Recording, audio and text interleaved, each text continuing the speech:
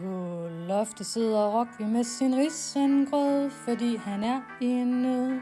Han surmuler, imens han spiser grød, for ingen vil ham lege med. Og rundt omkring går Rocky rundt og prutter, og han prutter, så han sprutter. Han ser sig i sin underbukser lugter.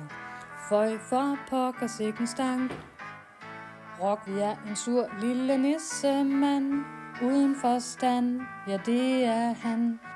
Han skiller ud og skaber sig uden grund, fordi han stadig er en sørgelig nissemand. Han bliver så ked, når folk de flygter i store grupper, Han vil så gerne have, at de lytter, men nej, for pokker, hold din mund.